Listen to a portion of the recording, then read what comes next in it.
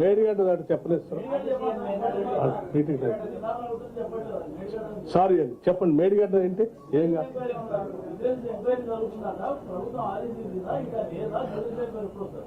సంబంధిత మంత్రి గారి ఆధ్వర్యంలో మేడిగడ్డ పర్యటన జరిగింది. అధికారులు కూడా వెళ్ళారు.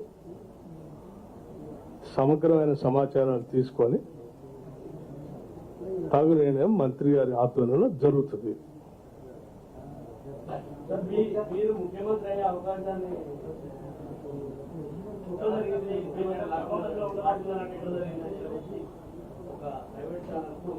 కొన్ని ఛానల్స్ పని కట్టుకుని అదే పనిలో ఉన్నాయి. So I pity them, leave it. అది కూడా అంటున్నా అదే పని కట్టుకుని అదే ప్రకారంగా వార్తలు రాసి ఆనందపడాలని ట్రై చేస్తా ఉన్నారు.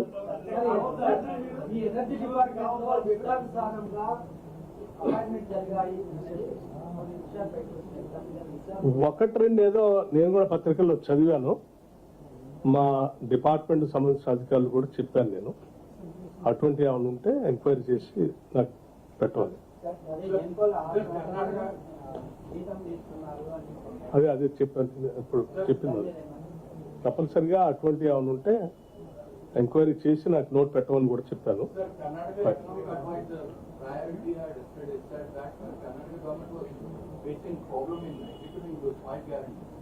I have not seen that, brother. I'm sorry. If after seeing that, I'll respond.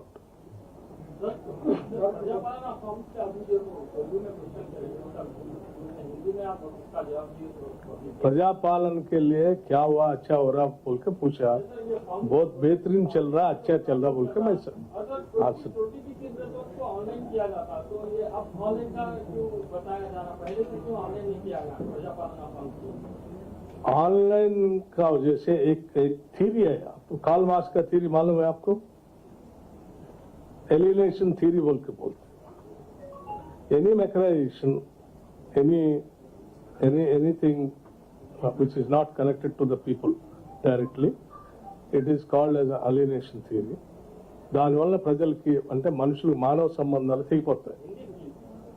ఆ మానవ సంబంధాలు తెగిపోకుండా ఉండటం కోసం డైరెక్ట్ గా నేరుగా ప్రజావాణి కార్యక్రమం పెట్టి ప్రజలతో మమేకమై వారి దగ్గర నుంచి అప్లికేషన్ తీసుకోవాలనేది మా ఆలోచన.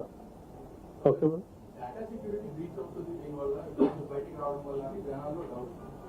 ఏం బ్రీచ్ కాదు. ఇల్లు లేనటువంటి నాకు ఇల్లు లేదని చెప్పి పబ్లిక్ గా రాసిస్తున్నాడు. Nothing wrong in it. ఇల్లు కట్టిస్తా అని చెప్తున్నారా? అన్నారు కదా బ్రదర్. తప్పే లేదు. ఓటీపీ గురించి అందులో ఇల్లు లేని వాళ్ళు అప్లికేషన్ పెట్టుకున్నారు, లేకపోతే పెన్షన్ రావాల్సిన వాళ్ళు అప్లికేషన్ పెట్టుకున్నారు. సైబర్ నేరగాళ్ళు ఎవడని ఫోన్ చేసి నేను పెన్షన్ ఇస్తా అంటే ఇబ్బంది ఏం లేదు, ఇల్లు కట్టిస్తా అంటే ఇబ్బంది ఏం లేదు.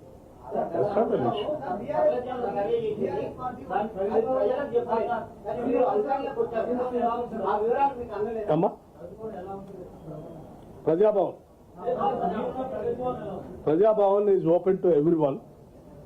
మిమ్మల్ని కూడా ఒక రోజు నేను పిలుస్తాను. రోజు 8:30 నుంచి 9:30 వరకు ఈజ్ టోటలీ ఓపెన్. ఎవరు వచ్చినా అందరినీ కలుస్తున్నాను. పర్టికులర్ గా మీ మీడియా మిత్రులు మాత్రం ఒకరోజు సాయంత్రం పూట డిన్నర్ కో లేకపోతే హై టీ కో పిలుస్తాను. అపార్ట్ ఫ్రమ్ మార్నింగ్ 8:30 to 9:30 కాదు.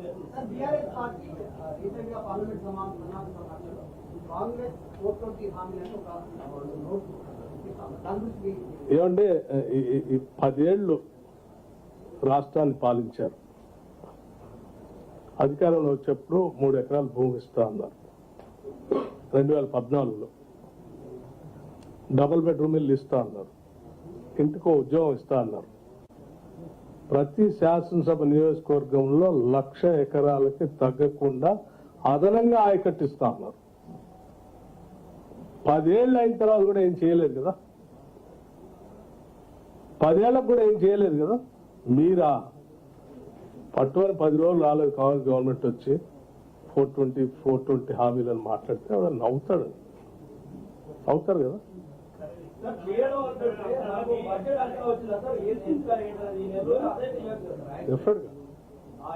ఇంకా అప్లికేషన్స్ ప్రజాపాలనకి వెళ్ళాము.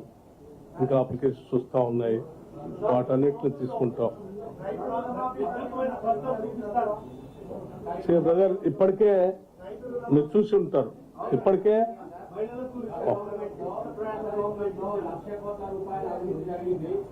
వీటన్నిటిని ఒకటొకటి వెరిఫై చేసి మొత్తం సాక్షిస్తామని చెప్పి ప్రకటించారు.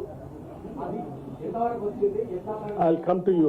ఫస్ట్ మీరు ఏమడిగారంటే ఏమన్నా నెల రోజుల్లో మంచి చూపిస్తారా అని అడిగారు. 100 రోజుల్లో. కానీ ఇప్పటికే దాదాపు 6.5 కోట్ల జీరో టికెట్స్ మహిళలు ఆర్టీసీ బస్సులో ప్రయాణం చేశారు. 6.5 కోట్ల ఇది కానివ్వండి బ్రదర్ ప్లీజ్. 6.5 కోట్ల జీరో టికెట్లు అంటే ఎన్నిసార్లు ఈ రాష్ట్రంలో మహిళలు ఉచిత బస్సుని రైడ్ని ఉపయోగించుకొని తిరుగుతూ ఉన్నారు. దీన్ని బట్టి నేను అర్థం చేసుకున్నాను. అట్లాగే ఆరోగ్యశ్రీ కార్డు సంబంధించి 10 లక్షల వరకు వైద్యం మీ అందరికీ తెలుసు, మనందరం చూశాను. నేను కూడా అసెంబ్లీలో చాలాసార్లు మాట్లాడాను. కరోనా టైంలో అన్ని హాస్పిటల్లో 5 లక్షలు, 6 లక్షలు, 10 లక్షలు బిల్లులు వేస్తూ ఉన్నారు. సామాన్యులు ఉన్న పొలాన్ని, ఇల్లును కూడా అమ్ముకొని తట్టుకోలేకపోతా ఉన్నారు. పుస్తలు కూడా అమ్ముకొని ఇది పెంచాలా, చేయాలి. సో మేము ఈరోజు రాగానే ఆ సమస్య అంతా తెలిసినటువంటి వాళ్ళుగా ఇచ్చిన హామీ ప్రకారం 10 లక్షలు మొదటి రోజు అసెంబ్లీలో మేము ప్రమాణ స్వీకారం చేశాం. బయటకు వచ్చామంటే వీటిని చేశాం. ఇప్పుడు ఇంకా అప్లికేషన్స్ ఎమ్మటే ప్రజావాణి పెట్టాం, గ్రామాల్లో గ్రామ సభలు పెట్టాం.